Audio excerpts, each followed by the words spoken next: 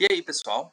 Meu nome é Fernando Dobrachinski, eu sou professor do Departamento de Ciências Básicas em Saúde da Faculdade de Medicina da Universidade Federal do Mato Grosso.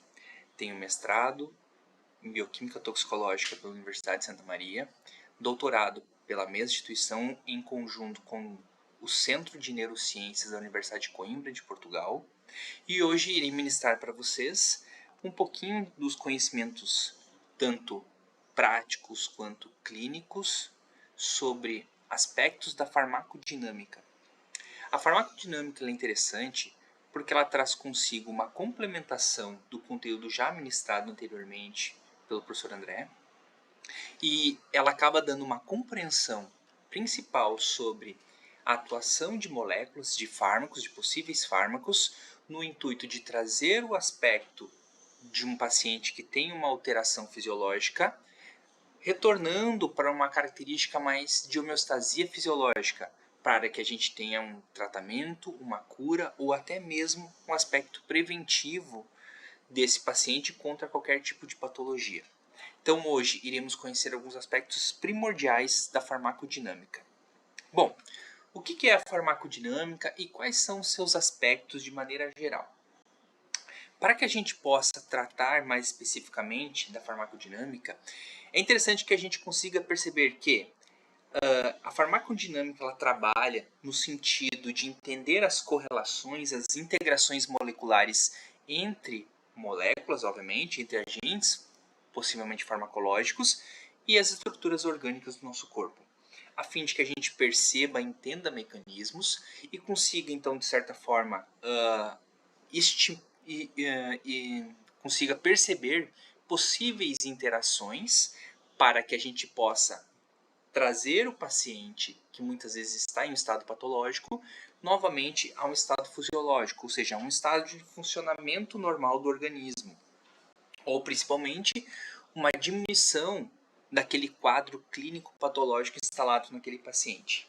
Então, nesse estudo da farmacodinâmica, a gente vai compreender a ligação de ligantes com seus receptores, compreender essa perspectiva, quais tipos de receptores estão envolvidos no nosso organismo, como eles funcionam, quais as características dos ligantes e, obviamente, perceber também de que forma essas moléculas podem trabalhar no sentido tanto de sinergia, de um sentido aditivo ou até mesmo inibitório, caracterizando uma possibilidade de um possível tratamento.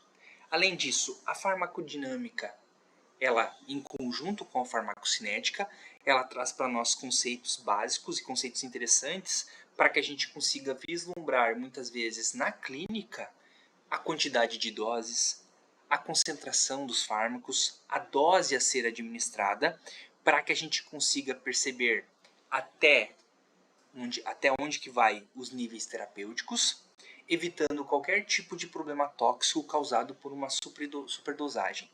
Então é importante que a gente conheça tanto os locais de ligação, quanto também as suas interações em relações a estruturas biológicas como receptores, para que a gente possa prever qualquer tipo de alteração, tanto no sentido então patológico quanto fisiológico. E obviamente aqui, como a gente trata de farmacologia, a gente vai nesse sentido de perceber uma situação onde a gente consegue oferecer uma terapêutica, né, diminuindo principalmente quadros de reações adversas, tá, e muito menos tóxicos ao paciente, então, que acaba entrando em contato com o nosso possível fármaco. Então, de certa forma, a farmacodinâmica ela nos ajuda a perceber qual as dosagens específicas e principalmente a concentração dentro do organismo que é necessária para que a gente possa ter um efeito benéfico, sem principalmente o vislumbre de alterações tóxicas, tá? Ou principalmente efeitos colaterais, ou diminuindo essa possibilidade de efeitos colaterais. Nesse caso, para que a gente possa falar então de farmacodinâmica, é interessante que a gente perceba, tá, a ligação entre a farmacocinética e a própria farmacodinâmica. Como foi falado na aula anterior, a farmacocinética ela vai trabalhar desde o processo de administração, então vias de administração, fórmulas farmacêuticas, até propriamente absorção, metabolismo, eliminação, ou seja, todo o processo de cinética, de movimentação do fármaco em relação ao nosso organismo.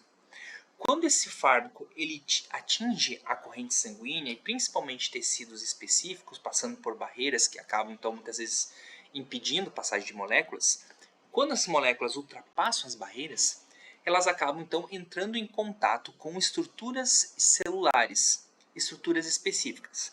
E, obviamente, que toda célula responde à presença de um fármaco, de uma molécula exógena, de um xenobiótico? Não. Essa molécula ela acaba respondendo à medida que receptores específicos são encontrados na célula, a fim de que exista uma ligação ou uma interação entre a molécula externa e o receptor, favorecendo uma resposta. E aqui entram os aspectos da farmacodinâmica. Entender como funcionam esses receptores e principalmente como as moléculas interagem, elas acabam trazendo para nós um aspecto muito importante para que a gente consiga principalmente trazer um conhecimento de um possível tratamento, quanto tanto evitar efeitos adversos.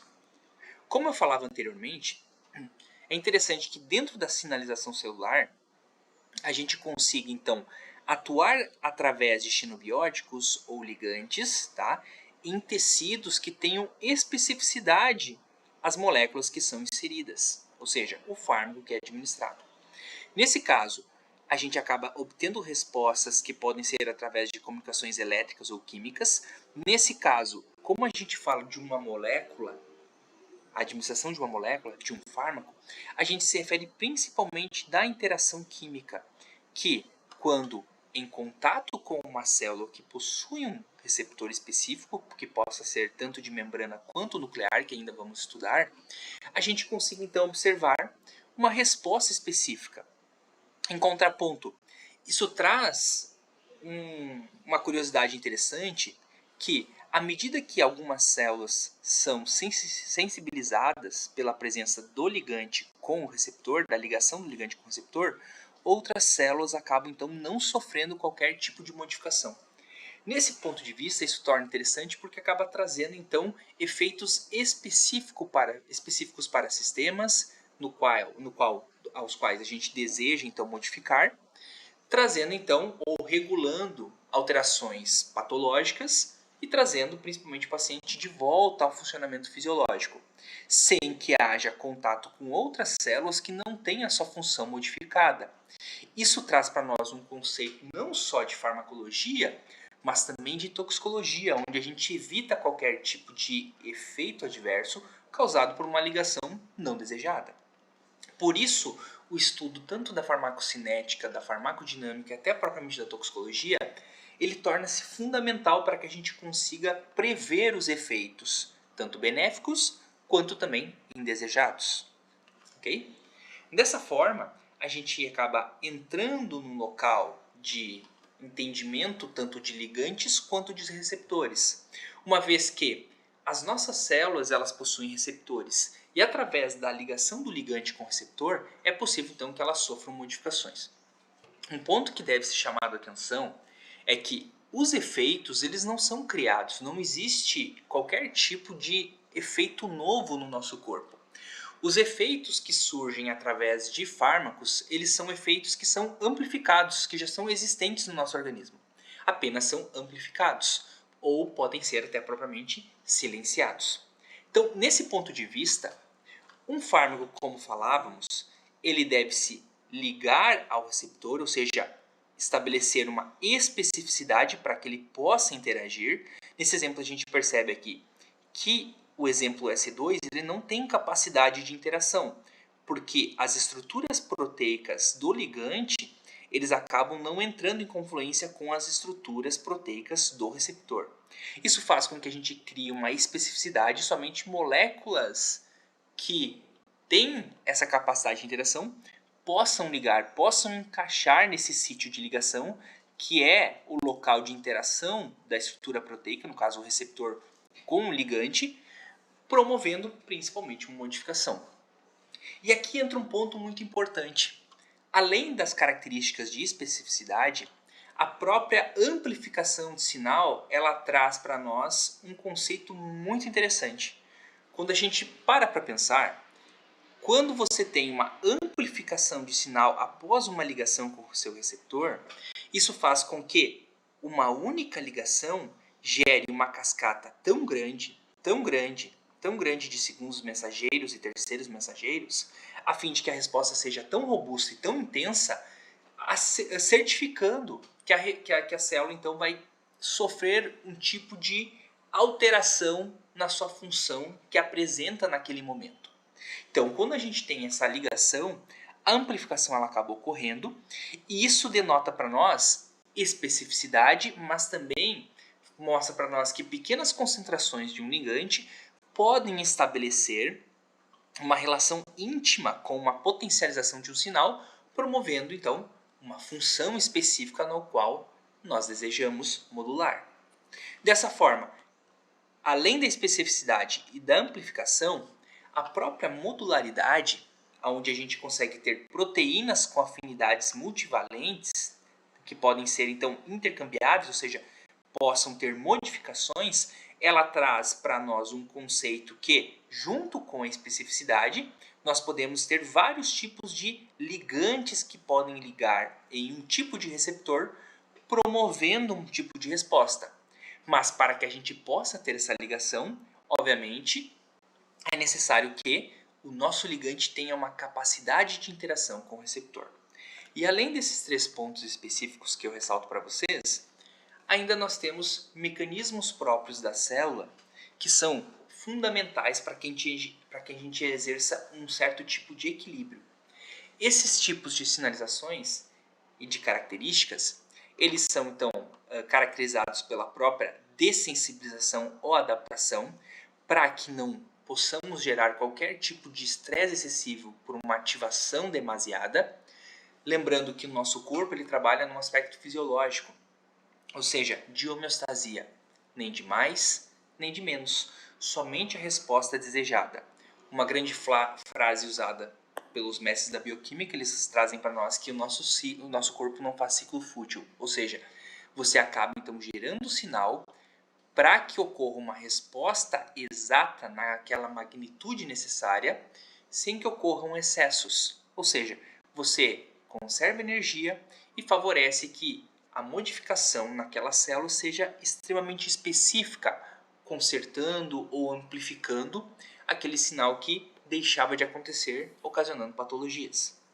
Além disso, a integração de sinais também surge como uma característica importante quando receptores diferentes acabam potencializando uma resposta, tá? Acabam atuando em sentidos diferentes, mas potencializando uma mesma resposta, favorecendo muitas vezes então uma característica amplificada para que uma célula possa responder, ok? Então, mesmo tendo receptores diferentes, a gente pode ter comunicações por essas cascatas, favorecendo então uma resposta ainda maior. Para que a gente comunique então um ligante com seu receptor, desculpa. Para que a gente comunique o seu ligante com o receptor, é interessante então que uma molécula sinalizadora ela possa se ligar a uma proteína receptora de membrana, tá?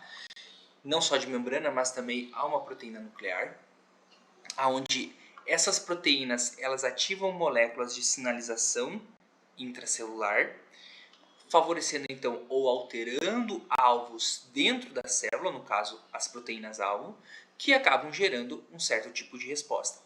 Então, a cascata básica da sinalização celular leva em consideração estes aspectos. Tá? Nesse caso, como eu falei para vocês que quando um ligante liga-se ao seu receptor, ele acaba promovendo então a ativação de estruturas internas, promovendo a amplificação. Apenas um ligante consegue promover uma modificação dentro da célula extremamente robusta, intensa, o que favorece que pequenas concentrações do ligante possam ligar-se a esse receptor, garantindo um efeito. Essas pequenas concentrações necessárias, elas são interessantes porque elas garantem especificidade de resposta. Não só a ligação do ligante receptor, mas também a uma resposta daquele tecido, daquela célula, no qual desejamos. E nesse ponto de vista aqui, quando percebemos que a ligação é realizada, um sinal promovido por esse complexo proteico, ele faz com que uma proteína interna seja ativada, que por sua vez ative outra, formando uma cascata intracelular, potencializando segundos, terceiros e quartos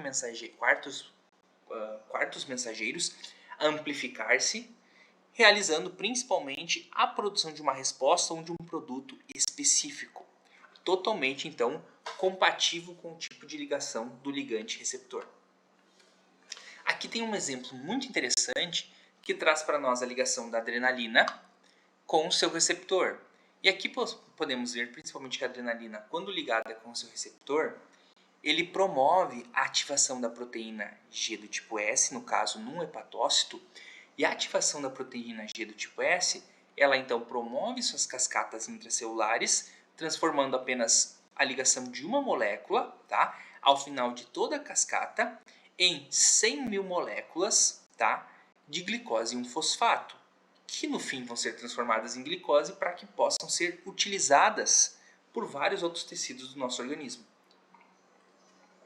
Então a gente consegue perceber que apenas um ligante ele é capaz de potencializar as ligações, as fosforilações intracelulares, e aqui a gente vê principalmente a degradação do glicogênio, transformando-se em glicose, que por sua vez é liberado para o sangue, transformando 100 mil moléculas de glicose sendo liberadas a partir de apenas uma ligação da adrenalina com seu receptor hepático, mostrando o quanto é importante esse tipo de sinalização e o quanto isso gera de especificidade para que possamos ter eventos extremamente cerceados, controlados, evitando qualquer tipo de efeito colateral neste sentido ou indesejado. Bom, neste ponto, para que a gente possa entender essas sinalizações, trabalhar esses contextos, nós temos alguns tipos de receptores, tá? E aqui eu destaco para vocês, nós temos 6 tipos de receptores, tá? Os receptores acoplados à proteína G, e prestem atenção, se olharmos para cá, existe grande parte dos receptores na membrana celular, outra parte no qual a gente destaca receptores que podem ser citosólicos ou nucleares, tá? O que define para que a gente tenha ativação de certos tipos de receptores, além das características já ditas por mim anteriormente, é a característica do ligante. Então, se o ligante é um ligante lipofílico, que possui a tendência, possui a capacidade de passar pela membrana, ele consegue então encontrar o núcleo, ativando estruturas e receptores nucleares ou citosólicos, dependendo da característica do ligante, promovendo um certo tipo de resposta, que é diferente em termos de magnitude, de velocidade e de tempo, quando comparado com ligantes que ligam-se a receptores de membrana. Os ligantes que ligam receptores de membrana, eles possuem características muito mais hidrofílicas, ou seja, não conseguem passar a membrana. Então, a gente necessita de uma ligação desse ligante com o seu receptor para que a mensagem seja passada para dentro da célula e as modificações necessárias ocorram. Dessa forma, nós temos, em relação, além dos receptores nucleares histosólicos já citados, que seria então o número 6, nós temos receptores acoplados à proteína G, receptores de tirosinas quinases, que são receptores enzimáticos que também envolvem principalmente os receptores de guanililciclase, tá? Eles são receptores proteicos que possuem domínio enzimático citosólico e, quando sensibilizados, acabam realizando reações enzimáticas, ativando-se e principalmente desencadeando segundos mensageiros para que respostas intracelulares aconteçam. Muito semelhante ao que a gente vê aos receptores de guanililciclase. Também são receptores enzimáticos, tá? E podem envolver também a produção de GMP cíclico através da quebra, da clivagem do GTP, liberando muitas vezes óxido nítrico ou outros mediadores. Outros receptores são os canais iônicos, responsáveis principalmente pela passagem de íons, e por último, os receptores de adesão ou mecanoreceptores, aqueles que estão ligados ao citoesqueleto da célula. Quando esses receptores, como esses receptores estão acoplados ao citoesqueleto da célula, qualquer ativação ou modificação dos próprios, eles acabam gerando respostas físicas nas células, que acabam, por sua vez, então, enviando mensagens específicas a outros centros, promovendo respostas para aquela reação em particular. Começando pela atividade dos receptores, eu trago para vocês, então, os nucleares excitosólicos. Nesse caso, a gente consegue perceber que a estrutura desses canais, ela é desses receptores, ela é importante, tá? E possui uma característica própria, porque esses receptores podem ser tanto citosólicos quanto nucleares. Nesse caso, as moléculas lipofílicas que conseguem passar a membrana da célula, elas acabam se ligando diretamente ao receptor, promovendo respostas específicas, e muitas vezes a ligação do ligante com o receptor citosólico promove elementos de respostas que migram até o núcleo, que se ligam principalmente em estruturas específicas do DNA, promovendo agora uma transcrição, uma produção de uma proteína, para que a gente então execute uma resposta. Por outro lado, o ligante lipofílico que liga diretamente no núcleo, ele liga-se no seu receptor e promove então a sua resposta frente ao núcleo, também promovendo a expressão muitas vezes de algum gene específico para que a gente consiga produzir uma proteína ou gerar uma resposta mais a longo prazo, já que a síntese proteica é um pouco mais demorada. Então, se a gente for analisar em termos de latência, em termos de resposta, normalmente receptores nucleares, eles demoram muito mais para promover uma ação. São mais letárgicos, mas muitas vezes eles permanecem por mais tempo, ou seja, a resposta ela é mais contínua, ela é mais duradoura do que respostas ocasionadas por receptores de membrana. Claro que isso depende da intensidade e do grau de permanência de sinalização de um ligante frente ao seu receptor. Mas como você produz uma proteína, normalmente então a presença dessa proteína ela é mais duradoura que uma mensagem rápida ocasionada por outros tipos de receptores. Aqui a gente tem um exemplo, que a proteína transportadora aqui, ela libera o hormônio ele acaba então passando a membrana, já que tem características lipofílicas, e se liga diretamente aqui, tá, no receptor nuclear, ao qual ativa estruturas gênicas, promovendo principalmente então a RNA polimerase. A RNA polimerase então ela tem a função de produzir genes específicos, ativar genes específicos, promovendo transcrição, produzindo o RNA mensageiro, que por sua vez é enviado até os ribossomos, do qual traduzem a informação e produzem uma nova proteína para que a função específica no qual o hormônio foi destacado possa então estimular. Receptores de membrana. Saindo dos aspectos particulares dos receptores de citosol e de núcleo, a gente parte então para os receptores de membrana. Esses receptores de membrana, eles são destacados. Anteriormente eu falei 5 para vocês, mas vamos trabalhar o de guanililciclase junto com os receptores enzimáticos. Então nós temos canais iônicos, receptores de proteína G ou acoplados à proteína G, receptores enzimáticos ou receptores proteicos com domínio enzimático, tá? E nós temos as nossas queridas integrinas, aquelas que são acopladas ao citoesqueleto. Falaremos de cada uma das suas características a partir de agora. Bom, começando com os nossos canais iônicos. Canais iônicos são estruturas proteicas como se fossem comportas das células. Então, se a gente for observar, nós temos então algumas conformações nos nossos canais iônicos. Nós temos canais que são fechados, abertos, tá? Ou inativados. Normalmente os canais em repouso eles estão fechados. E à medida que ocorre uma ativação desses canais, eles acabam se abrindo, permitindo passagens de íons, sempre do meio com maior concentração para menor concentração. No caso, nós temos 3 tipos de canais iônicos. Tá?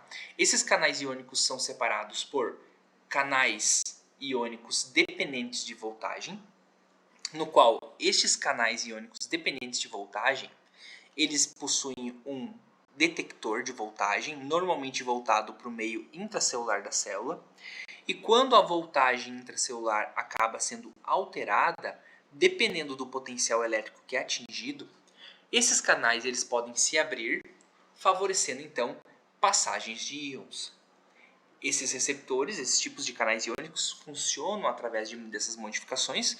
Quando modificados, então, quando detectam alterações elétricas diferentes da conformação inicial, eles acabam então sendo sensibilizados, as suas cargas elétricas proteicas são sensibilizadas, modificando-as e favorecendo agora uma abertura. E quando essa abertura ocorre, a gente possui a passagem de íons através do seu núcleo, da sua estrutura interna, no qual também apresenta a especificidade. Então a gente pode ter canal iônico dependente de voltagem de sódio, canal iônico dependente de voltagem de potássio, de cálcio e assim por diante, tá?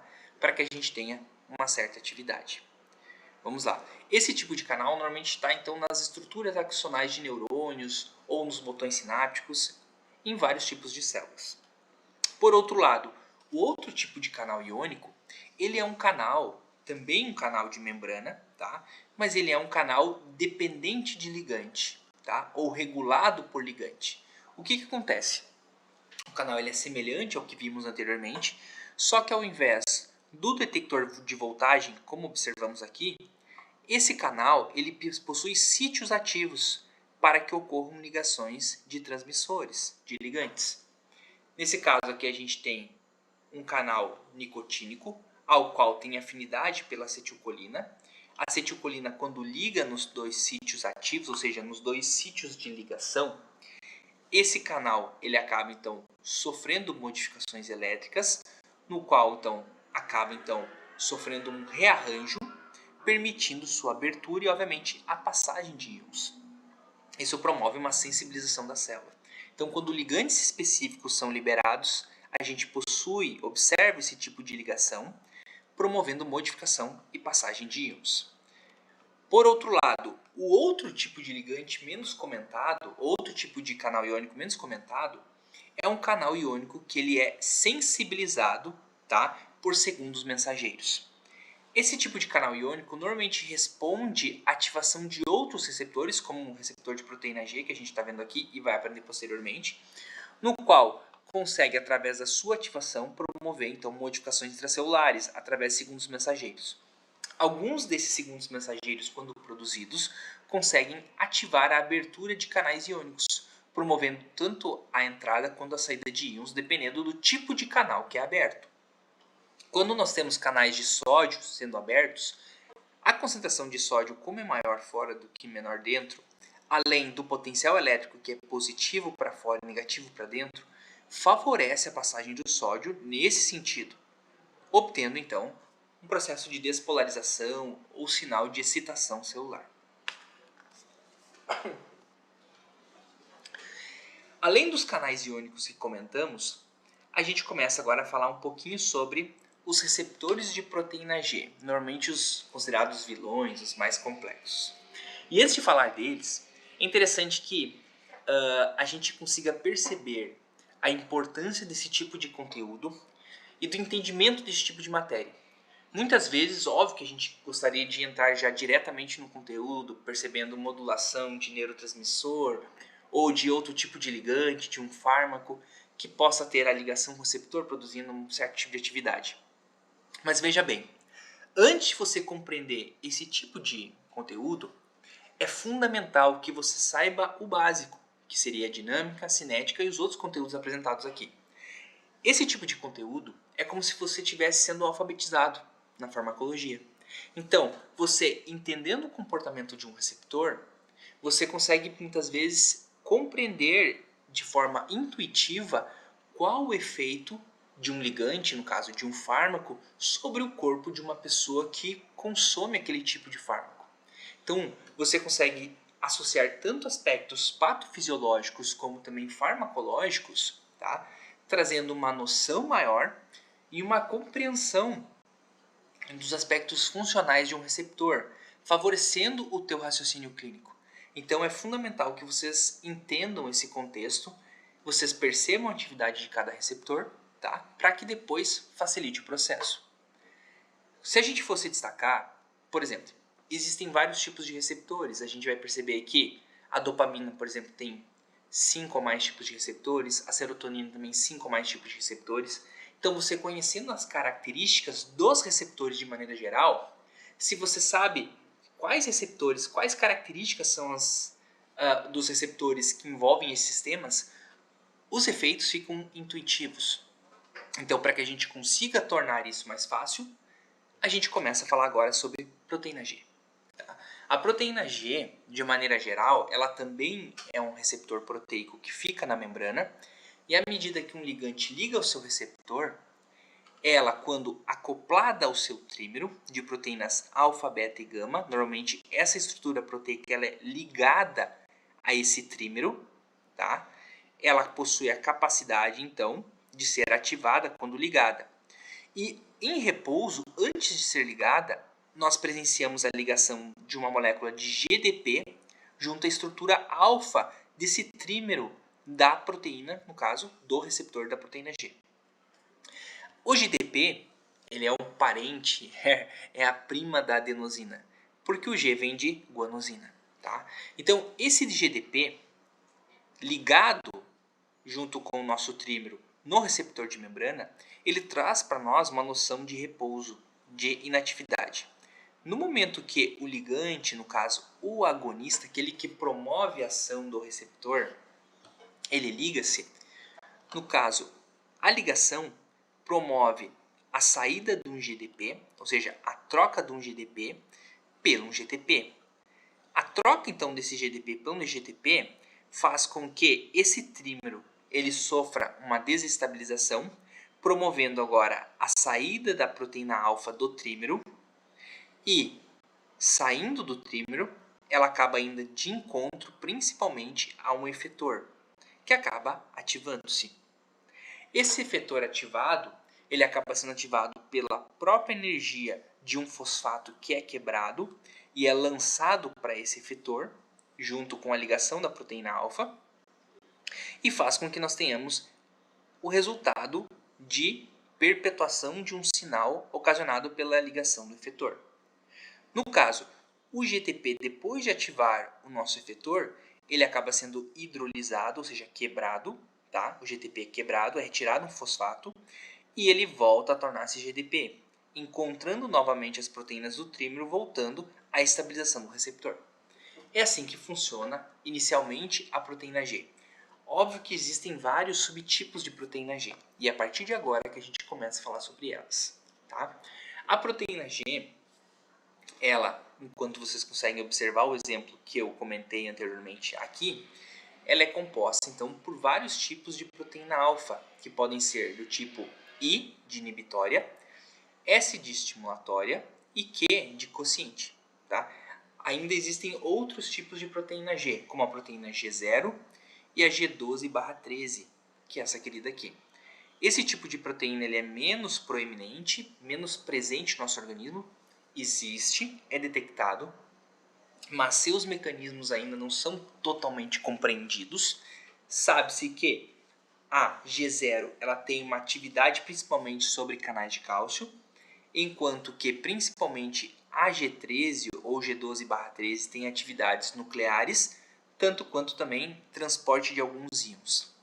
Então, nesse caso, nós trabalhamos com os principais tipos de proteína G, receptores de proteína G, GI, GS e GQ. Então, a partir desse conhecimento prévio, começamos a falar sobre elas. Aqui nós temos um exemplo de receptor de proteína do tipo GS. Tá? Então, é um receptor de membrana acoplado à proteína G. Aqui a gente tem tanto a proteína, o nosso trímero alfa, beta e gama. No momento da ligação do nosso efetor, no nosso exemplo a gente tem um receptor que é um beta-adrenérgico, que é um receptor da adrenalina. Quando a adrenalina liga-se ao seu receptor, a gente acaba tendo a troca, então, do GDP pelo GTP, como orientei anteriormente. A proteína alfa, ela se dissocia do trímero e é transportada, encaminhada pela membrana, tá? Até encontrar seu efetor. No caso, como falamos de proteína GS, ela encontra então uma adenilato ciclase. Nesse caso, a proteína GS-alfa, ela ativa a adenilato ciclase e através da quebra do GTP, tá? A gente tem então o retorno para o estágio inicial do receptor. Mas a ativação da adenilato ciclase segue o seu processo de cascatas intracelulares, aumentando cada vez mais a resposta, como observamos anteriormente nos exemplos, nos casos de amplificação de sinal. A adenilato ciclase, quando ativada, ela consegue quebrar o ATP, que está aqui no citosol da célula, em uma estrutura chamada de AMP cíclico, ou seja, adenosina monofosfato cíclica. Tá? A quebra do ATP é transformada em AMP cíclico. O AMP cíclico se liga numa proteína chamada proteína quinase A, que por sua vez ativa, e a proteína quinase A ativada, ela faz com que nós tenhamos vários efeitos intracelulares, como fosforilação de proteínas, causando respostas específicas ao ligante que ligou-se no seu receptor. Essa resposta depende do tipo de célula, dos segundos mensageiros e principalmente então das características do tecido. Obviamente essa resposta ela não é positiva para sempre. Logo após amplificação do sinal, enzimas também acabam degradando o AMP ciclo, principalmente essas da nucleotídeo ciclofosfodiesterase, as nossas queridas fosfodiesterases, clivam o AMP cíclico em 5' MP, diminuindo o efeito causado inicialmente pela adrenalina, tá? Fazendo com que o efeito aconteça, mas de uma forma equilibrada dentro da homeostasia, ok? Nem de mais, nem de menos.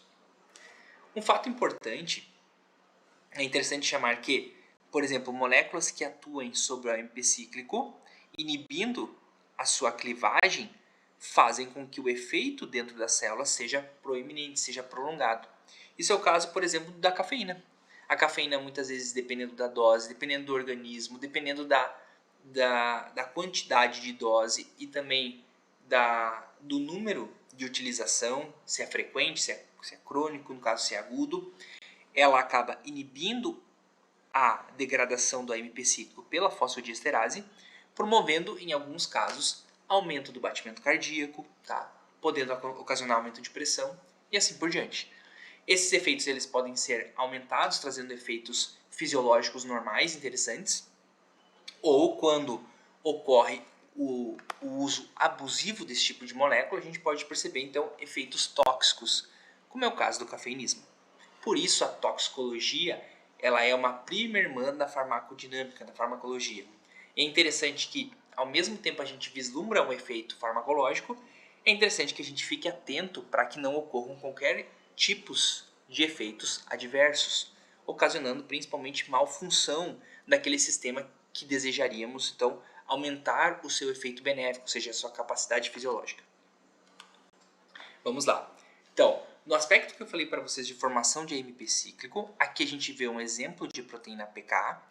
Quando o AMP cíclico ele acaba, então, ligando-se aos seus domínios, a gente percebe modificação aonde essa subunidade catalítica acaba deixando a pKa, favorecendo a sua ativação. Nesse caso, agora, a pKa consegue promover suas respostas específicas àquela célula.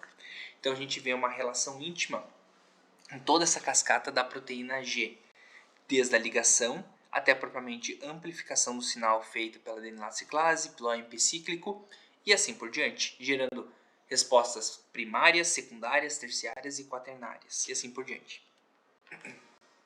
Bom, saindo da proteína GS, eu trago para vocês um conceito sobre proteína do tipo GI. A proteína GI, ela também é acoplada ao trímero proteico, como todas as outras proteínas G. Só que ao invés da estrutura alfa, da estrutura S na proteína alfa, nós temos então uma ligação do tipo I. Essa ligação do tipo I, quando ativada, da mesma forma que vimos anteriormente, quando o receptor ele é ativado, ele promove a liberação do GDP, entrada do GTP, só que esse tipo de proteína alfa, ao invés de ativar a adenilato ciclase, como observamos anteriormente, ele acaba inibindo a adenilato ciclase. Ou seja, ele acaba então diminuindo a produção de AMP cíclico, promovendo uma inibição do sinal, uma inibição da resposta. Esse tipo de exemplo é muito comum quando a gente percebe principalmente a acetilcolina ligando-se em receptores M2 no coração, tá? Através de disparos parasimpáticos, a acetilcolina liga em receptores M2, no qual ela promove então esse tipo de ativação que faz com que a gente tenha diminuição do batimento cardíaco, pois os níveis de AMP cíclico são diminuídos. Além da inibição da adenilato ciclase que comentamos, a proteína GI, quando ativada, ela também possui a capacidade de fosforilar canais de potássio, tá? Favorecendo sua abertura. E sabemos que o potássio está em maior concentração no meio intracelular do que fora. Também, isso faz com que nós tenhamos a saída do potássio, deixando a célula mais eletronegativa, ou seja, dificultando ainda mais um potencial elétrico. Dessa forma, os efeitos das células são abrandados. Como a gente fala então do coração nesse exemplo, no momento que tu tem ligação da acetilcolina frente aos receptores M2, a gente consegue perceber inibição da adenilato ciclase, diminuindo a produção de AMP cíclico e também a saída do potássio, saída do potássio. Nesse caso, um batimento que seria, por exemplo, de 90 batimentos por minuto, cerca de 90, 85 batimentos por minuto no basal, faz com que o nosso batimento no basal seja em torno de 75, 65. Claro que podem haver variações dependendo da fisiologia, dos aspectos, principalmente dos aspectos genéticos, também dos hábitos de vida da pessoa. Mas normalmente, então, o parasimpático acaba atuando, diminuindo o batimento cardíaco através de uma atividade GI.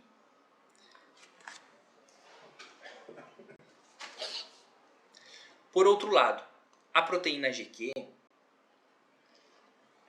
ela atua também de uma forma mais estimulatória, mas não confundam estimulatória com proteína GS. A proteína GQ, ela tem então uma correlação direta com segundos mensageiros que envolvem a liberação de cálcio.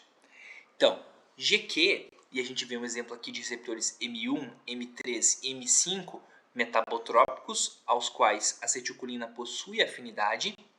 Eles são receptores GQ. Esse receptor, quando ligado por uma acetilcolina, ele promove da mesma forma a liberação de um GTP, a entrada de um GTP, se ligando à proteína GQ do tipo alfa, tá?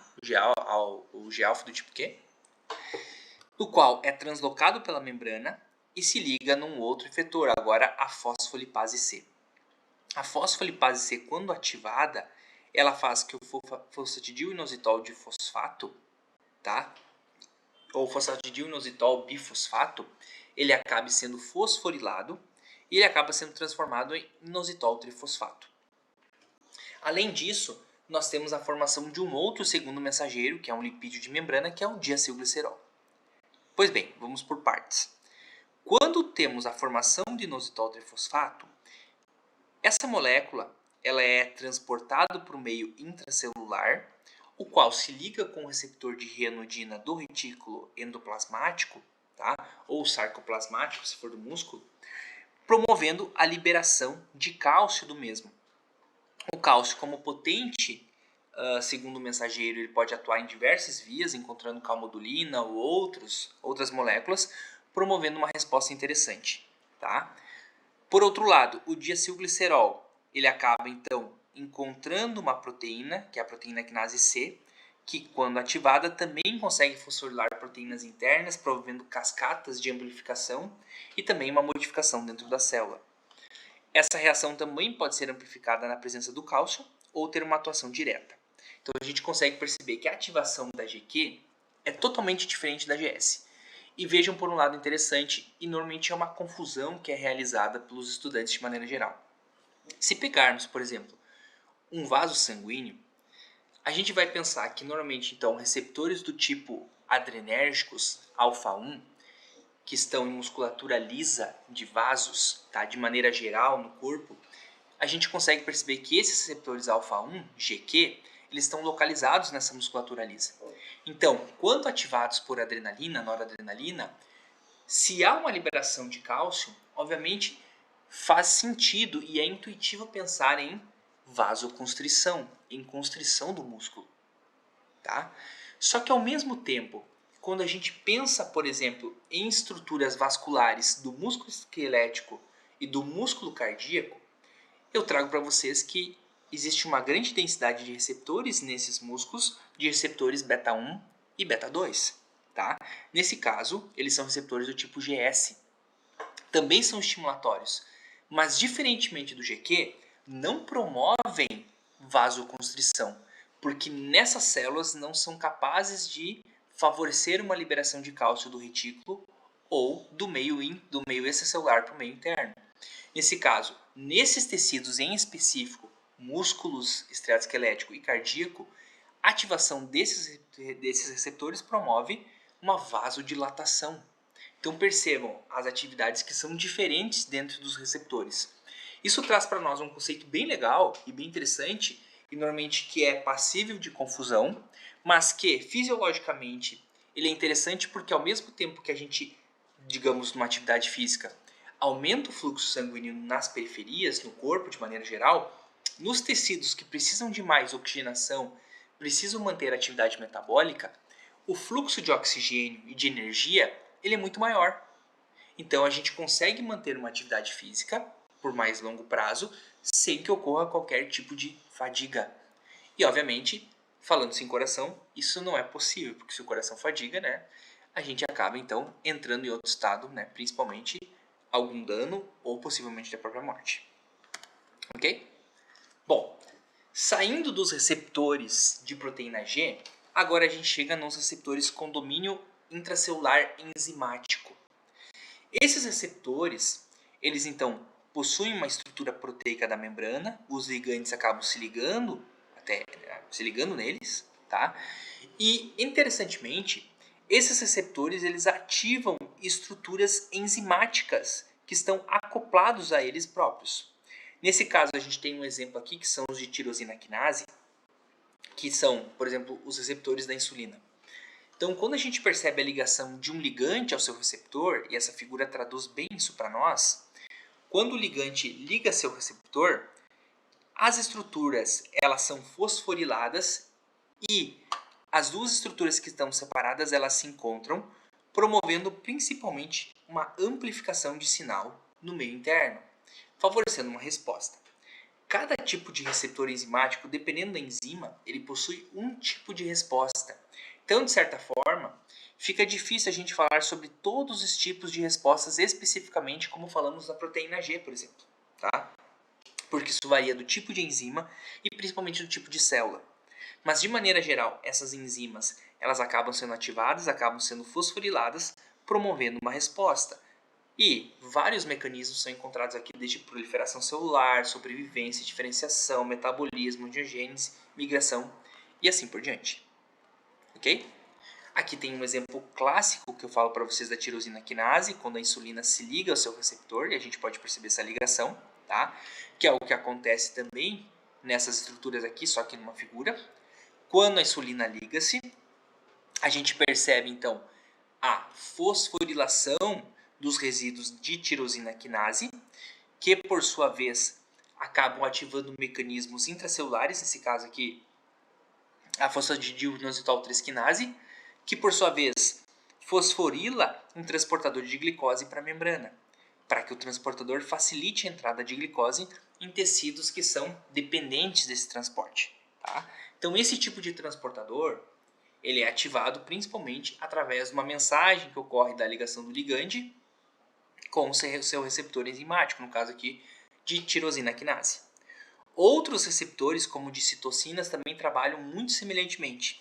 E a gente consegue perceber aqui que esse receptor de citocina, acoplado a uma proteína da Janus quinase, gente, ele vem principalmente da mitologia, aonde a gente tinha um ser que tinha duas faces voltadas para frente e para trás. E são faces iguais. Então, na mitologia, era associado Janus ao deus do início. Era uma figura que iniciava os processos, tá? Porque ele sempre estava voltado para um lado e para o outro. Então, nesse caso, a ativação, fosforilação dessas proteínas de Janus quinase ativam mecanismos intracelulares, promovendo respostas específicas do receptor ao seu ligante. No caso aqui a gente tem uma citocina, que vai promover principalmente uma resposta inflamatória ou anti-inflamatória. Saindo dos receptores de tirosina quinase ou com domínio citosólico enzimático, a gente chega nos de integrinas ou mecanorreceptores. Esses receptores eles são interessantes porque eles acabam sendo acoplados ao citoesqueleto da célula, e à medida que a gente tem uma deformação do citoesqueleto, uma modificação da estrutura, percebam que um receptor que está em repouso, ele acaba abrindo-se por força mecânica, tá? Por força mecânica. Essa força mecânica abre um canal, é um canal iônico, também está presente aqui nessa estrutura de mecanorreceptor, que favorece a passagem de íons, nesse caso de sódio, de cálcio. Aqui a gente tem um canal de degenerina, né, que é um canal epitelial de sódio. E a gente acaba, então, observando um tipo de resposta através da entrada do sódio na célula e um processo de despolarização. Esse tipo de receptor ele é comum, então, no nosso tecido cutâneo, que é sensível a diferenças de pressão. E ele também é muito comum em estruturas que acabam sendo eixos específicos de sinalização. Por exemplo, para o tecido muscular que envolve os arcos das carótidas e da aorta, mostrando para nós alterações de pressão. Quando a pressão ela é demasiada, promovendo uma alteração da estrutura celular das células endoteliais, esses receptores são ativados à medida que a pressão é executada, promovendo uma sinalização para o nosso centro, no caso tronco, tá? Aonde o nosso corpo detecta essas modificações de pressões, favorecendo agora uma resposta específica para aquela magnitude de evento, produzindo então uma adaptação fisiológica. Tá? Isso ocorre também quando a gente percebe o contato de objetos na nossa pele e a gente acaba então detectando especificamente aonde é o contato, dependendo da magnitude, e percebendo se aquele contato ele é aversivo ou não. Então, dessa forma, esses mecanorreceptores eles são super importantes e favorecem atividades tanto nessas situações de controle que eu falei para vocês, utilizando-se de pressões que podem ser encontradas nos rins, nos arcos das carótidas, da aorta, quanto também no nosso tecido cutâneo, entre outros órgãos. Bom, aqui eu mostrei a maior parte dos receptores, tá, os mais importantes, e a gente consegue perceber que, dentro desse conceito de receptores, a gente também tem outros mecanismos de regulação dos próprios. Tá? Por exemplo, em excesso de ligação, quando a gente tem um excesso demasiado de ligação, esses receptores eles podem perceber esse excesso de estímulo, de atividade, e normalmente eles podem utilizar de mecanismos para que o sinal que está exacerbado, está descontrolado, volte a respostas fisiológicas normais, basais. Nesse caso, um grande exemplo que a gente tem é a resposta, então, principalmente dos receptores adenosinérgicos à cafeína. Quando tu tens um aumento de resposta, principalmente pelo consumo crônico de cafeína, o nosso corpo detecta aquele aumento de excitação, principalmente a nível central. Então, lá nos nossos receptores adenosinérgicos A1, A2A, que aonde a cafeína consegue ter a sua interação, ela é específica para esses receptores, né? Ela se liga em vários, mas ela liga nesse conjunto de receptores adenosinérgicos. Tá? Ela é um ligante que não tem apenas um receptor, mas ela liga no conjunto adenosinérgico. Então, nesse caso, quando tu consome café e o café liga-se nesses receptores, o nosso corpo entende, opa, principalmente quando ocorre uma ligação em receptores excitatórios, tá? O corpo percebe esse excesso de excitação.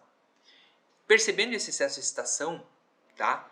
Ou um excesso de, principalmente de controle da inibição, esse processo ele acaba então sendo executado e percebido pelo corpo, no qual envia uma proteína que é chamada de arrestina. Essa arrestina ela fosforila resíduos de serina que estão presentes nos receptores e deixa-o numa forma inativa, ou seja, você não tem a capacidade de estimular mais aquele mesmo número de receptores que tinha anteriormente. Se o estímulo persiste, cada vez mais proteínas de beta-arrestina são sintetizadas e se ligam nos receptores, promovendo, além dessa fosforilação dos resíduos de serina, a internalização desses receptores. Quando você internaliza esses receptores, que no caso são esses sequestros, tá? Se o estímulo é cessado, esse receptor ele pode voltar para a membrana. Caso não seja cessado, esses receptores são degradados em estruturas lisossomais, regulando uma resposta. Tá? Posteriormente, obviamente, com uma diminuição da resposta fisiológica, novos receptores serão sintetizados e enviados à própria membrana. Por isso que pessoas que tomam várias quantidades de café não sentem qualquer tipo de estímulo, tá? Vida normal. Nesse caso, da mesma forma que eu falei da cafeína para vocês, aqui a gente tem um exemplo, então, de hormônios, como no caso a adrenalina. A adrenalina, quando excita demais alguns receptores adrenérgicos, no caso beta-adrenérgicos, a gente pode ter o efeito dessa beta-arrestina diminuindo a capacidade de ativação do receptor beta, evitando qualquer tipo de efeito. Então, esse efeito é produzido em tecidos específicos, né? Depende da onde, qual tipo de receptor, qual tipo de tecido, a gente vai ter um efeito próprio, tá? E quando demasiado, ele acaba sendo diminuído pela presença das beta-arrestinas, que fazem um controle desse tipo de ativação. Então, é interessante que a gente consegue perceber essa característica dessas arrestinas que conseguem então diminuir essa resposta máxima desses receptores, tá? Conseguem promover essa regulação e eles acabam evitando então esse mecanismo de superativação, tá? De algumas situações. Isso é muito interessante, tá? Outro ponto importante é que além da beta-arrestina, outros mecanismos da própria variabilidade biológica, elas podem causar então tanto hiperreação quanto também hiporreação. Por exemplo, pessoas que são alérgicas podem ter hiperreações pela produção de receptores, pela maior sensibilização de células imunológicas, como mastócitos ou eosinófilos, que respondem a com uma maior facilidade a certos tipos de ligantes que estão no nosso corpo, por exemplo, a entrada de pó. Por isso que tem pessoas que são alérgicas a pó e outras não. Isso é uma variabilidade genética, ou seja, é uma alteração biológica que as pessoas acabam tendo. Em outros casos, a gente também tem certos tipos de doenças que acabam também causando uma variabilidade em certos tipos de receptores, acabam diminuindo. A gente vê isso muito claramente na doença da miastenia gravis, no qual os números de receptores vão diminuindo com o prolongamento, ou seja, com a cronicidade da doença. E a gente também percebe muito isso na diabetes diabetes mellitus do tipo 1, onde os receptores são destruídos junto com as próprias células, obviamente, tá? E a pessoa deixa de ser responsiva, tá? Àquele tipo de metabólito, no caso, a insulina. Existe uma outra situação que também no diabetes tipo 2, as pessoas acabam tendo também alteração nos receptores de insulina, no qual também acabam não reconhecendo esse ligante e acabam também não promovendo uma ligação e um efeito fisiológico normal, caracterizando em processo patológico. Ok? Dessa forma, a gente agora começa a interação fármaco-receptor. Após conhecer os tipos de receptores, fica mais simples, fica intuitivo conhecer os tipos de ligação e também entender as características, principalmente de ligante e de receptores, certo? Nesse ponto de vista, é interessante chamar a atenção que um fármaco ou um ligante endógeno, quando liga o seu receptor, né, ele pode promover uma ligação, no caso, pode promover uma resposta ou não, dependendo da característica do ligante. Então, nesse caso, a gente consegue chamar a atenção que, através dessa fórmula, fica mais fácil compreender principalmente os gráficos e entender como uma ligação de fármaco com o seu receptor consegue promover um certo tipo de efeito. Vamos lá. Então a gente consegue chamar então o nosso ligante de R, receptor de R. Quando ocorre a ligação, teoricamente temos a promoção de um efeito. Tá? E com esse tipo de fórmula nós podemos deduzir outros tipos de situações, como a fórmula do KD, que principalmente traz para nós um contexto ou um conceito de afinidade. Ou seja, essa constante que é o KD, ela traz para nós uma associação entre a quantidade de ligante que está livre e a quantidade que está ligado. Isso traz para nós um entendimento principalmente da afinidade do ligante com o receptor. Ou seja, quanto maior a quantidade ligada, menor é o KD, ou seja, maior a afinidade do ligante ao seu receptor. Quanto menor é a porção ligada, maior é a porção livre. Ou seja, se ele está livre, menor é a afinidade ao seu receptor. Logo, a gente vai reproduzir isso em gráficos. Mas, tendo conhecimento do que significa esta constante de dissociação, fica muito fácil perceber o significado dela, que traz para nós um contexto de afinidade dentro do contexto da bioquímica. Bom, nesse caso, através da lei de massas, de ação de massas, a gente consegue então deduzir que a afinidade ou a constante de dissociação, ela é igual então do ligante, é igual à concentração do ligante mais o receptor separados, dividido pela concentração do ligante ligado ao seu receptor. Então a gente podemos reorganizar dessa forma e chegamos nessa conclusão. E na equação final nós temos ligante e receptor, a concentração de ligante com receptor dividido por todos os tipos de receptores, tá? Sejam ligados ou desligados ou receptores de reservas, tá?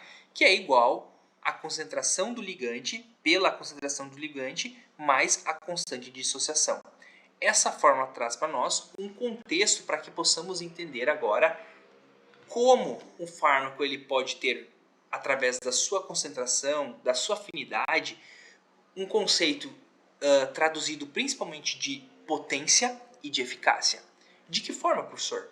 Bom, quando a gente olha esse gráfico, depois de todos esses conceitos matemáticos que eu trouxe para vocês, fica mais fácil agora de observar isso que eu falo. Então, quando a gente percebe aqui um exemplo entre o fármaco A e o fármaco B, conseguimos então perceber que a afinidade do fármaco A ela é maior da que do fármaco B. A afinidade do fármaco A é maior do que a afinidade do fármaco B. Por quê? Porque com menos concentração, nós temos uma maior ligação com receptores quando comparados com o fármaco B, que necessita de uma maior concentração para estar com 50% dos receptores ligados. Ok?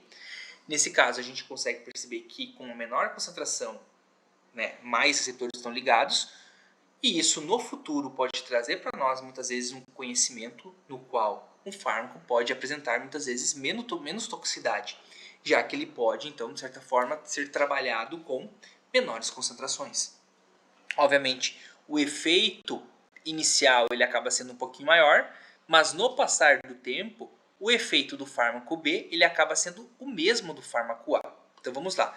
Apesar da constante de dissociação, ou seja, a afinidade ser diferente, quando você administra mais concentração de fármaco B, tá? Você no final acaba atingindo a ligação total de receptores da mesma forma que o fármaco A. Tá? O fármaco A atinge antes, o fármaco B depois, mas eles atingem o mesmo ponto, com tempos diferentes. Isso traz para nós um conceito que o fármaco A ele é mais potente que o fármaco B, mas não mais eficaz. Tá? Então a gente consegue perceber um conceito de potência e eficácia dentro dessa estruturação que logo eu expliquei.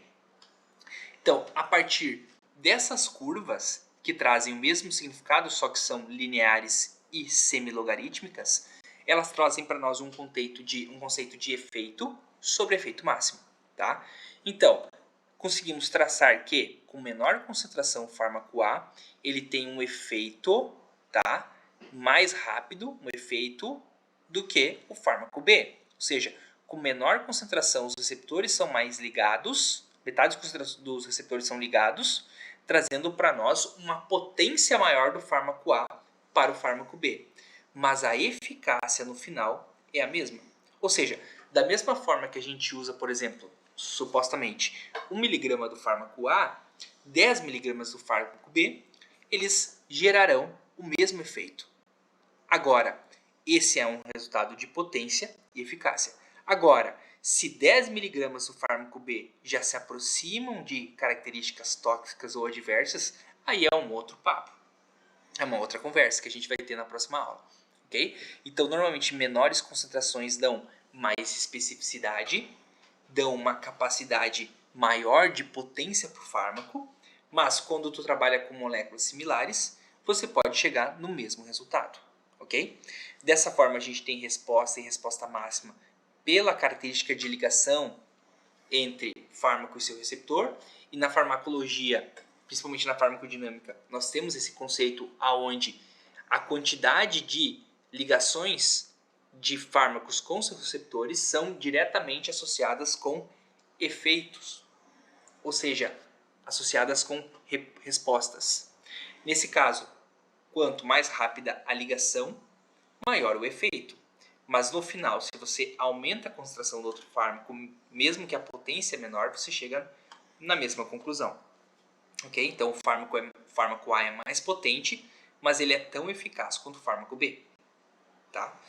Em relação a esse tipo de estudo, esse tipo de conceito, a gente chega então em outras duas classificações, que são as classificações em relação à dose e resposta de um efeito gradual, ou um efeito graduado, ou um efeito quantal. Tá? O efeito graduado ele se dá principalmente em relação a indivíduos isolados, onde a gente percebe o efeito de uma ou várias doses sendo administradas num indivíduo, percebendo os efeitos tanto fisiológicos quanto também toxicológicos. Enquanto que os efeitos quantais eles são mais correlacionados com uma quantidade maior de indivíduos, ou seja, coletivos. Nesse caso, os efeitos graduais eles são importantes para que a gente perceba pontualmente aonde o fármaco se liga e o que ele pode trazer de benefícios, tá? E alterações. Mas os efeitos quantais eles levam conosco principalmente consequências maiores, né? Interpretações maiores, no sentido que a gente consegue perceber tanto uma dose que é capaz de ter então um certo tipo de eficiência, então a dose efetiva de 50%, ou seja, onde 50% dos efeitos são observados, efeitos clínicos, então é a dose efetiva, onde 50% dos efeitos são observados, e junto com esse tipo de análise quantal, onde envolvem mais pessoas, grupos de pessoas, a gente consegue observar também aonde 50% das pessoas são observadas com doses tóxicas e até propriamente doses letais. Professor, quer dizer que a gente mata pessoas nos testes? Óbvio que não. Óbvio que não. As doses letais são testadas principalmente em modelos animais, em modelos alternativos. Claro que sempre dentro dos padrões éticos, tá? Hoje em dia existem modelos computacionais, modelos com outros tipos de invertebrados que são utilizados para detecção e para principalmente atingir e ter percepção de uma dose letal, mas a dose tóxica e obviamente a dose efetiva ainda servem para este conceito para que a gente obtenha essas características dentro dessa gama de população. Vocês percebem que normalmente a distribuição das pessoas ela segue uma curva sigmoide em U, aonde a gente tem então a maior parte das pessoas distribuída no centro, tá? E a menor proporção nas periferias da curva, tanto de efeito quanto de toxicidade. Então é interessante que a gente conheça esse tipo de classificação para que um fármaco seja estudado e compreendido e principalmente utilizado da melhor forma possível, ok? Bom, dentro desse contexto de relação dose e resposta, já que conhecemos os receptores, agora a gente entra num contexto principalmente de ligação um pouco mais específica, tá? Para que a gente conheça agora, tenha medidas principalmente para conhecer capacidade de concentração, quanto de dose, quanto resposta do organismo do paciente, frente a diferentes moléculas. Nesse caso, essa relação, essas curvas doses-respostas, elas surgem para nós principalmente com o intuito de compreender a magnitude da resposta, tá? A magnitude da resposta e principalmente compreender qual o tipo de ação e qual o tipo de característica do ligante está sendo tratado, está sendo utilizado. Nesse caso, quando a gente olha para cá, a gente acaba então observando certos tipos de conformações de receptores. Percebam, um receptor eles pode então estar ativado, né? Ele pode estar em repouso, ele pode ser ativado ou inativo. Então nós temos três conformações gerais para esses tipos de receptores. Então, professor, então quer dizer que quando ocorre uma ligação de um ligante com o receptor, logicamente nós já temos a ativação? Não. A ligação ligante-receptor não garante para você que nós temos a ativação, porque depende muito da característica da molécula. De que forma? Aqui do lado a gente consegue observar então um outro tipo de conceito, que traz para nós então um conceito de agonistas e antagonistas. Tá? Quando a gente então observa esse tipo de ligante, a gente consegue então observar que o agonista ele é um fármaco, tá? Ou uma molécula que ele consegue ativar de certa forma. Ele consegue então garantir a atividade daquele receptor, ocasionando um certo tipo de resposta. Tá? Agora, um antagonista ou um bloqueador, normalmente ele atua principalmente impedindo a atuação do receptor pelo seu agonista tanto endógeno quanto exógeno, ocasionando então a falta de resposta. Então o antagonista ele sempre antagoniza os efeitos dos agonistas endógeno ou exógeno. Tá? Então esse é um exemplo muito interessante que traz para nós um contexto para que a gente possa entender essa relação entre ligação, entre sítio de ligação e principalmente efeitos que podem ser desencadeados por diferentes tipos de moléculas e suas características. Vamos lá. Professor, agora tu trouxe uma figura com mais tipos de coisas. Sim, se a gente observar aqui, a gente tem então um receptor, e esse receptor ele tem o seu agonista pleno, que consegue ligar-se e ativar com a maior atividade possível os receptores, garantindo um efeito rápido, pleno, intenso.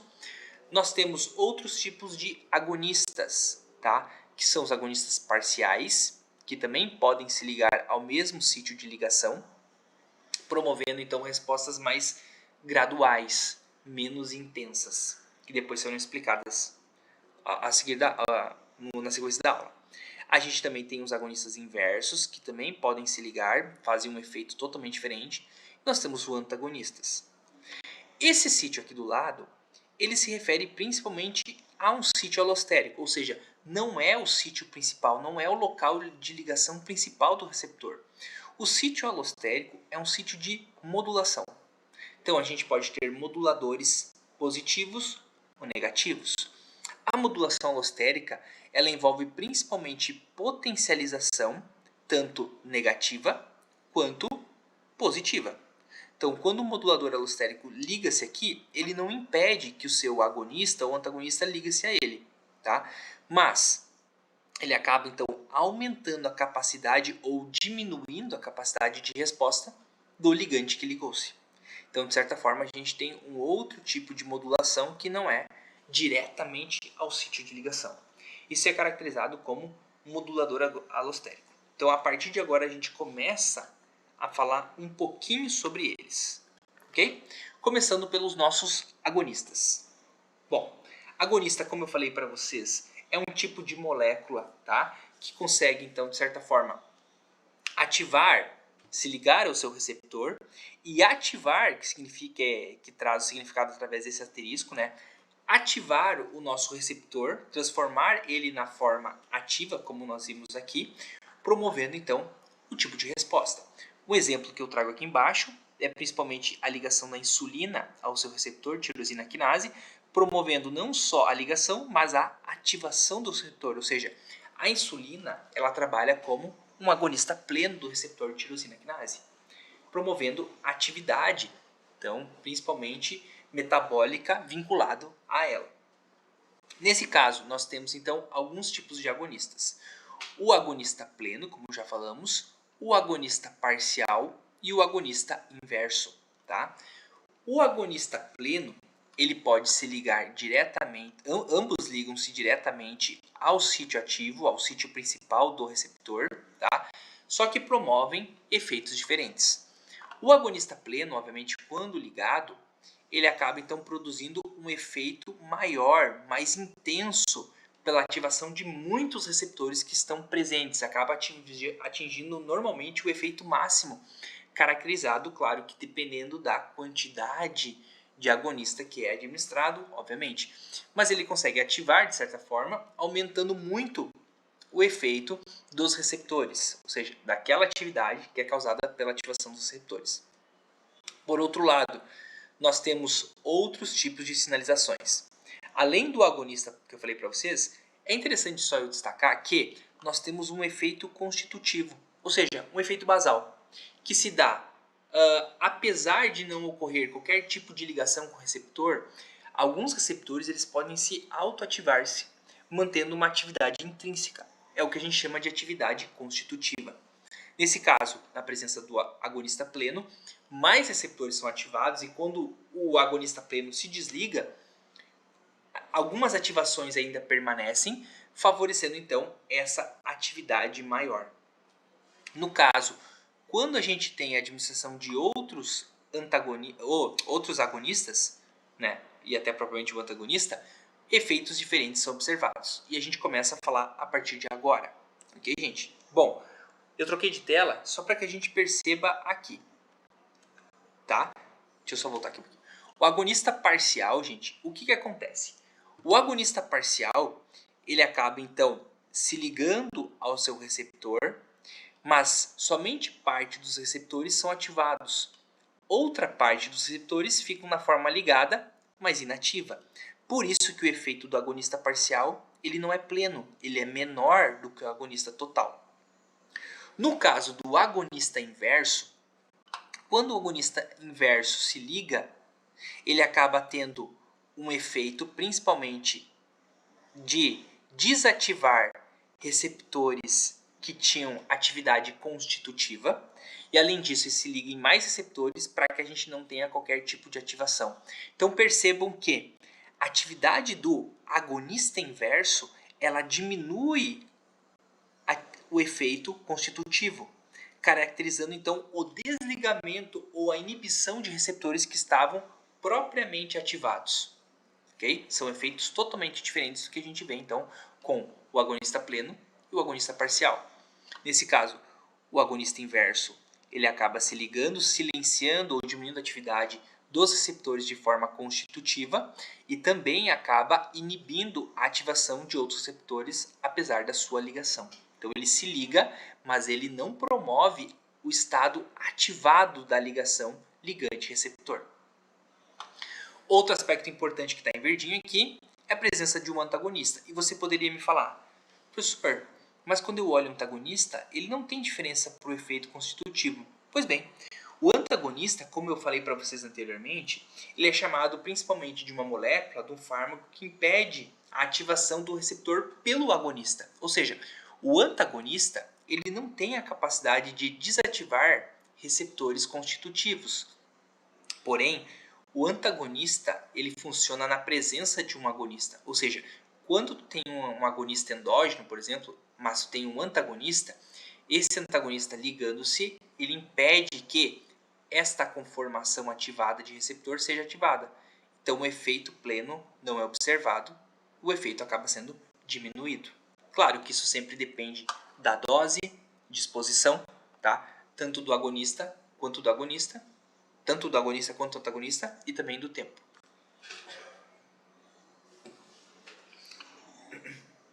Bom, agonistas parciais, só destacando um pouquinho mais para vocês agora em forma de exemplo. Os agonistas parciais, eles podem ser chamados também de antagonistas parciais ou agonistas antagonistas mistos, tá? Mas o nome normal é antagonistas parciais. E se a gente olha para esse gráfico, a gente consegue ver um exemplo muito claro. Aqui a gente tem um receptor muscarínico de acetilcolina, aqui a gente tem uma molécula que é o butil-trimetilamônio. O butil-trimetilamônio ele está na sua forma de agonista pleno, ou seja, a atividade ela é totalmente compreendida e ativada através da sua ligação com os receptores colinérgicos. Nesse caso, à medida que a gente tem outras moléculas sendo administradas, a gente percebe que tanto a potência quanto o efeito vai sendo modificado. No caso da Xila até, o efeito não vai sendo modificado, mas a potência sim. Agora, nos derivados do butil-trimetilamônio, só que agora com a epitila e com octila, a gente percebe que essas moléculas passam a se tornar-se agonistas parciais. Porque, apesar de promoverem a ativação do receptor, a ativação ela não é plena, o efeito não é pleno. Então eles acabam diminuindo potência e também diminuindo o efeito. E esse tipo de situação é muito claramente observado em pessoas que são adictas por opioides e estão... Desculpa, tá muita fumaça aqui. Estão na presença de... são adictas por opioides e estão na presença de tratamento, tá? Então essas pessoas elas têm um aumento do efeito dos opioides, obviamente, que a gente observa, pelo aumento da dose. A gente consegue perceber o opioide mais forte que existe, que é o fentanil, tá? 100 vezes mais forte que a morfina. E aqui a hidromorfina.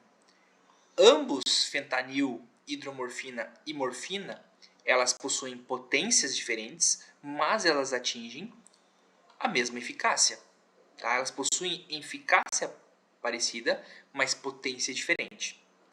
Naquelas pessoas que são adictas e chegam nas clínicas de tratamento, é possível observar, principalmente em momentos de crise, o uso então de outros fármacos, como a buprenorfina, como o butorfanol, que são agonistas parciais, ou seja, causam ativação dos receptores com potências menores e com efeitos menores. Ou seja, a pessoa ela não acaba tendo aquela crise de abstinência tão grande, tá? Ela acaba tendo um efeito menor, caracterizado então em comparação com os seus agonistas plenos, e ela acaba então não tendo sinais tão intensos. Agora, por outro lado, se a pessoa tem um efeito principalmente tóxico causado por fentanil, pela morfina, que é ocasionado por depressão respiratória, já que esse tipo de fármaco ele se liga a receptores principalmente Mi, tá? Delta, kappa e Mi, mas principalmente Mi. Todos são acoplados a GI, por isso que é importante saber o tipo de receptor, a característica do GI, tá? Porque fica muito fácil o raciocínio. Como eles são ligantes destes receptores, o risco de você ter principalmente uma depressão respiratória ele é muito grande. Nesse caso, quando o paciente está intoxicado, que ele dá entrada no hospital, nessa situação você acaba então administrando naloxona, que é um antagonista. Então, administrando um antagonista, os efeitos, tá, à medida que você aumenta a dose, eles são diminuídos. Então, aí está o contexto e principalmente a importância de você saber como e de que forma os agonistas se comportam, os tipos de agonistas e depois, posteriormente, também os antagonistas. Ok? Outro tipo de agonista que a gente já comentou são os agonistas inversos. Tá? Esses agonistas inversos... antes de falar dos agonistas inversos, desculpa. Outros tipos de exemplos que são interessantes que eu queria chamar a atenção de vocês, que agora eu me relembrei, que até um fármaco que é o Pindolol. Tá? O Pindolol, ele é um fármaco também, ele se liga também em receptores adrenérgicos. E o que acontece? Principalmente ele acaba tendo, então, como ele é um agonista parcial, ele acaba causando um certo tipo de efeito, mas um efeito pequeno, né, a níveis cardíacos e de pressão, mas principalmente para aquelas pessoas que têm algum risco de aumento da frequência cardíaca por um excesso de estimulação simpática, por exemplo, e algum exercício físico que pode ter causado um excesso de batimento cardíaco, ou em um paciente com doença cardiovascular, onde você tem um aumento de pressão muito alto, o Pindolol ele pode ser utilizado como um agonista parcial, já que ele consegue diminuir os efeitos causados por um excesso de estimulação, ou seja, ele compete com o agonista pleno pelo seu receptor. Nesse caso, como há uma competição entre as moléculas, o agonista pleno não consegue se ligar com sua totalidade, o agonista parcial se liga e acaba então tendo uma diminuição do efeito ocasionado, então, principalmente anteriormente pela situação anormal, patológica. Okay? Outro tipo de situação muito semelhante também é o tamoxifeno. Tá? O tamoxifeno ele é um tipo de agonista parcial também que se liga em receptores de estrogênio e ele pode atuar como antagonista de receptores de estrogênio ou agonista parcial, né? Principalmente em receptores da mama. Tá? E ele é muito utilizado para o tratamento de alguns tipos de cânceres, principalmente câncer de mama. ok? Bom, seguindo, a gente chega nos agonistas inversos. Então, como eu falei anteriormente, quando você tem a presença de um agonista pleno e você administra um agonista parcial ou inverso, como eles se ligam no mesmo sítio, ambos competem pela mesma região. Então, se tu tem uma ativação, que é o que eu falei antes no agonista parcial, plena feita pelo agonista, tá? No agonista pleno, onde você tem uma atividade máxima, a administração do agonista parcial faz com que você tenha uma competição. E agora imaginem comigo, se tu tiveres, por exemplo, a presença de, por exemplo, duas moléculas de agonista pleno, tá? E você tiver 5 moléculas de agonista parcial. Óbvio que a probabilidade maior é que o agonista parcial se ligue e não o agonista pleno. Claro que ele ainda consegue se ligar, mas com menor capacidade, menor proporção do que anteriormente. Então, em fases de, principalmente, que você tem um excesso de ativação de um sistema, como o cardiovascular que eu falei para vocês, administrando concentrações altas de agonistas parciais, você acaba bloqueando o efeito, tá, dos agonistas plenos ou diminuindo o efeito, favorecendo agora, principalmente, um retorno para o estágio fisiológico. Então, esse ponto é muito interessante, tá? Onde a gente consegue ter uma manipulação do nosso sistema fisiológico através desses tipos de agonistas, ok?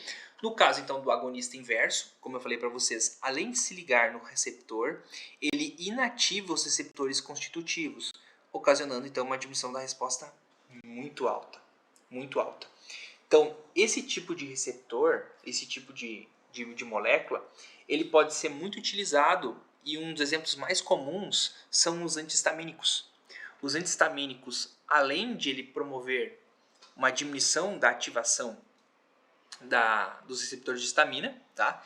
Ele acaba também diminuindo a atividade constitutiva, por isso que a gente consegue perceber uma melhora nos sintomas. Por exemplo, pessoas que são extremamente alérgicas. Quando tu toma o teu remédio lá, teu antihistamínico, não vou fazer propaganda para os fármacos, né? Você acaba consumindo esses antihistamínicos que, por sua vez, acabam regulando o processo de ativação que te causa, então, eventos principalmente patológicos, tá? Trazendo, então, a tua atividade abaixo do normal, causando uma sensação, então, de tratamento, de alívio. Nesse caso, quando a gente faz a síntese, a gente percebe que os antagonistas, que a gente falou até então de forma muito breve, eles são aqueles que trabalham no sentido de bloquear o efeito do agonista pleno, mas sem afetar a atividade constitutiva, enquanto que o agonista pleno ele acaba trabalhando na ativação máxima, do efeito máximo dos receptores, tá? Os agonistas parciais têm efeitos mais brandos, dependendo do tipo de agonista. A gente consegue perceber efeitos diferentes, com menor potência e menor eficácia, enquanto que os agonistas inversos, além de bloquear o efeito do agonista pleno, diminuem também a atividade constitutiva, causando inibição da atividade fisiológica. Saindo então dos agonistas, nós chegamos nos antagonistas. Os antagonistas têm maiores números. E antes de falar dos antagonistas, só queria falar uma coisa que eu tinha agora, que eu me lembrei. Pessoal, quando eu falei lá no início, a gente também tem principalmente moléculas que podem ser moduladoras alostéricas, ou seja, que se ligam num sítio diferente do sítio principal. As moduladoras alostéricas, elas podem então modular a atividade, ou seja, aumentar ou diminuir a atividade. Quando a gente fala de um agonista alostérico, a gente está falando de promoção de uma atividade, mas agonistas alostéricos não são muito utilizados. Normalmente a gente consegue perceber a presença de moduladores alostéricos. E por que isso? Por que eles não são classificados como agonistas? Esses moduladores alostéricos são classificados porque a sua ligação, ela, apesar de facilitar, de ela aumentar a atividade, aumentar principalmente a afinidade pelo ligante, ela não promove a atividade do receptor. ela só aumenta a afinidade pelo agonista. Então a presença de moduladores alostéricos, ela vai aumentar a potência dos agonistas. Vai aumentar a potência dos agonistas. E a gente consegue observar, então, isso muito claramente em algumas situações. Por exemplo, os benzodiazepínicos, eles são moduladores alostéricos. Eles acabam se ligando no receptor GABAérgico, aumentando a afinidade do GABA ao seu receptor, promovendo maior atividade. Tá? Então, quando a molécula ela não ativa o receptor, ela é tratada como um modulador. Quando a gente tem, então, um agonista alostérico, só ele por si próprio conseguiria ativar o próprio receptor. Ok? Vamos lá. Antagonistas. Antagonistas, a gente acaba tendo, então, um contexto que eu já falei para vocês, que é trabalha num bloqueio da ligação do agonista ao seu receptor, né? Enquanto mantém o seu receptor na sua conformação inativa. Isso é importante, tá? Então, os antagonistas eles podem ser sem receptores, que é um pouco engraçado, mas são sem receptores, ou os principais, que são os antagonistas com receptores. Além disso, esses antagonistas eles podem ter, então, uma ligação ao sítio ativo ou uma ligação alostérica, que tanto falamos. A ligação ao sítio ativo pode ser reversível, ou seja, a gente tem um antagonista que é competitivo, que compete com um agonista, ou a gente tem antagonistas que são irreversíveis. Tá? Ele é um antagonista que não compete pelo sítio ativo, porque ele se liga e ele não se desloca mais. Do contrário, antagonistas dos receptores, tá? De receptores que têm ligação alostérica. Nós temos reversíveis e irreversíveis, causando sempre a modulação ou aumento da atividade do receptor. Ok? E os antagonistas sem receptores, que são os químicos e os fisiológicos, e a gente começa a entender a partir de agora. Então vamos lá. Pessoal, então, os antagonistas, no caso competitivos, eles acabam trazendo contextos bem interessantes. Se a gente for observar aqui, o competitivo, ele acaba competindo com um ligante endógeno ou exógeno, impedindo a ativação de mais receptores. Nesse caso, ele acaba diminuindo a potência do receptor, a potência do ligante. Tu precisa de maiores concentrações para que tu atinja a atividade máxima ou a ligação máxima, o efeito máximo. Okay? Tu precisa de maiores concentrações à medida que você tem, então, a presença de antagonistas. Porque eles competem com a ligação. Então, ele impede que o agonista endógeno ou exógeno se ligue, promovendo o seu efeito. Mas à medida que você aumenta a concentração do agonista, né, você acaba tendo maior probabilidade que ele se ligue. Então, a potência ela volta ao estágio inicial. Por outro lado, nós temos os antagonistas que são pseudo-irreversíveis ou irreversíveis. Nesse caso, eles não são competitivos, eles acabam se ligando no sítio ativo e impedem com que o agonista possa se ligar. Então, mesmo aumentando a concentração do ligante, tu não acaba tendo um efeito mais proeminente, porque ele acaba se ligando de uma forma irreversível, impedindo que a gente tenha efeitos, né, mesmo com o aumento do ligante endógeno ou exógeno. E por sua vez, nós temos os alostéricos, que é aqueles que modulam a atividade do ligante contra o receptor. No caso, o antagonismo, ele acaba modulando de uma forma negativa. Ele diminui a afinidade pelo seu receptor. Diminuindo a afinidade pelo receptor, obviamente, o efeito ele vai sendo diminuído. Ele não compete pelo sítio ativo, tá? Mas ele pode tanto diminuir a afinidade ou diminuir a própria ativação. Nesse caso, o ligante ele pode estar ligado ao seu receptor, mas a ligação do ligante ou de um antagonista alostérico, ele promove principalmente então a estabilização, ou seja, ele impede que a gente tenha ativação mesmo com o seu receptor ligado, diminuindo potência e diminuindo eficácia. Exemplos específicos da potência e eficácia agora a gente consegue perceber nesse tipo de gráfico. Aqui, gente, a gente tem então o antagonista competitivo e o não competitivo.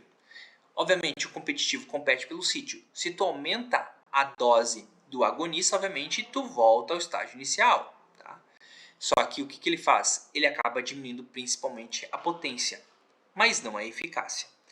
Por outro lado, no antagonista não competitivo, tu tens tanto alteração da potência quanto também da eficácia. Um exemplo bem clássico para isso, tá? No caso aqui do competitivo, é a pravastatina. A pravastatina, ele é então da classe das estatinas, é um fármaco utilizado para o tratamento de hipercolesterolemia. E nesse caso, as estatinas, elas são utilizadas, né, principalmente como antagonistas competitivos, ou seja, competem pela enzima que produz então, o colesterol, que é uma das enzimas que produzem, né, os intermediários da via do colesterol, no caso, HMG-CoA redutase. A estatina, no caso, a pravastatina se liga na HMG-CoA redutase e ela acaba, então, impedindo a formação de grandes quantidades de colesterol. A gente tem a ativação ainda formando, mas com menor capacidade, tá? Com menor capacidade. Ela é um antagonista competitivo. Por outro lado, a aspirina, ele é um antagonista irreversível. Então, ligação da aspirina principalmente com a COX, tá? Em baixas concentrações COX-1, que é a ciclooxigenase, e em altas concentrações também ligando-se a COX-2, acaba revertendo os efeitos, acaba então bloqueando os efeitos, né? Onde a aspirina se liga irreversivelmente às enzimas e promove principalmente então aumento de sangramentos, de formação principalmente, impede a formação de trombos, tá? E promove principalmente a inibição da agregação plaquetária. Então é interessante chamar a atenção que a aspirina se liga irreversivelmente e a gente precisa esperar então cerca de 7 a 10 dias para que novas plaquetas sejam produzidas, até que então a aspirina seja excretada junto com aquela plaqueta que possui ligação irreversível. Ok? Por outro lado, antagonistas, tá, sem receptores. Antagonistas sem receptores, eles podem ser tanto os químicos quanto fisiológicos. Os químicos, gente, eles podem ser protamina, podem ser também anticorpos que se ligam a ligantes antes que ocorra a ligação com o seu receptor. Então, esses químicos, eles conseguem atuar de certa forma, estabilizando o ligante, impedindo que ocorra agora uma nova ligação. A protamina, ela é um tipo de molécula utilizado em processos de coagulação, tá? E ela acaba atuando de certa forma nesse tipo de situação, acaba sequestrando, evitando então os efeitos fisiológicos. E no caso, os antagonistas sem receptores fisiológicos são aqueles antagonistas que se ligam, que causam um efeito de diminuição da ativação, mas por se ligar em outros tipos de receptores. Da mesma forma que os químicos produziram diminuição da ativação por se ligar no ligante, não mexeram em receptor, os fisiológicos eles acabam ativando receptores com funções diferentes. Por exemplo, quando aquelas pessoas que possuem aumento de níveis de hormônio de T3, T4, por exemplo, pessoas que são medicadas com levotiroxina ou com outros medicamentos que aumentam os níveis de T3, T4 ou a própria produção, o T3 e o T4, principalmente o T3, pelas suas ações não genômicas, ele pode aumentar o batimento cardíaco, aumentando o fluxo de íons, tá? Ele muda principalmente a ativação de correntes elétricas na membrana, aumentando a passagem tanto de sódio quanto de cálcio pela membrana, favorecendo aumento do batimento cardíaco. Nesse caso, essa taquicardia ela pode ser contrabalanceada, ou seja, antagonizada pelo receptor, pela uma atividade de um receptor que não da tireoide. No caso, algum antagonista adrenérgico.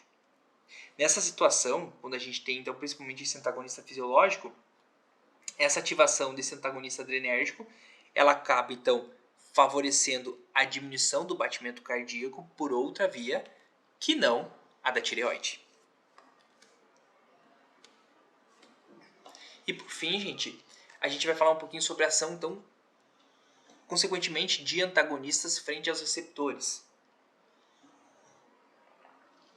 E um fato importante, que muitas vezes é sonegado, é que nem todos os receptores são ocupados. A gente tem receptores que são chamados de receptores de reserva. Tá? Então a gente consegue ver aqui uma comparação na curva de ligação fármaco-receptor, junto com uma curva dose-resposta, na presença desses receptores de reserva. O que acontece? A gente consegue perceber que o efeito a gente tem metade dos efeitos, tá? Mesmo sem atingir o KD.